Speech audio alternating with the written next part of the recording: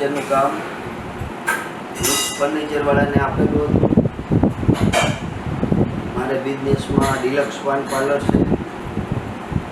આ ફર્નિચરનું કામ મેહુલભાઈને મેં આપેલું હતું। મેહુલભાઈએ સરસ મજાની ડિઝાઇન બનાવી દીધી છે। ફર્નિચર તમામ પ્રકારનું સારું બનાવ્યું છે।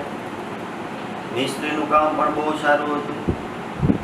એના કામથી નહીં આપને ખુશ ઈ બીજું કે જે ટાઈમ મિસ્ત્રી આપને આપે છે, દાખલા તરીકે કે 3 BHK હોય તો 20 થી 25 દિવસ કે 2 મહિના કે મહિનો કે એવી રીતે એ લોકો જેવો ફર્નિચર કરવાનું હોય એ ટાઈમ આપે, એ ટાઈમમાં કામ પણ પૂરું કરી દીધું છે।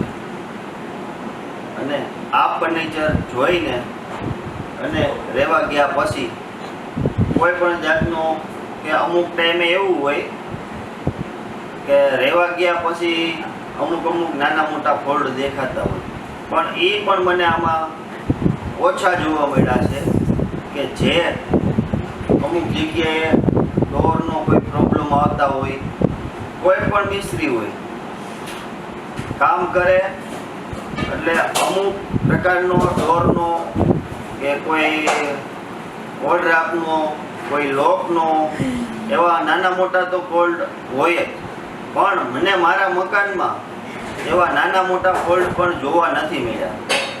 જે મિસ્ત્રી હતો બાબુલાલ કરીને કહેતા, એની હારે મારે વાત થઈ હતી અને એ લોકોએ ટાઈમે કામ પણ પૂરું કર્યું છે।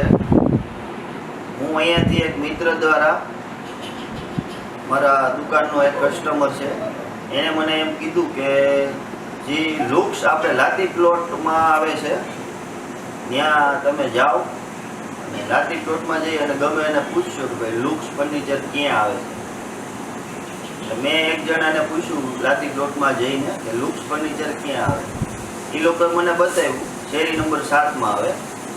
મેં ત્યાં જઈને પ્રશ્ન મૂક્યો, મેં કીધું આ લિવિંગવુડ એટલે આ બીજા કોઈનું છે? તો મેહુલભાઈએ મને એવું કીધું કે ના, અમારું નામ આ જ છે, લુક્સ તો અમારું આ શોરૂમનું નામ છે।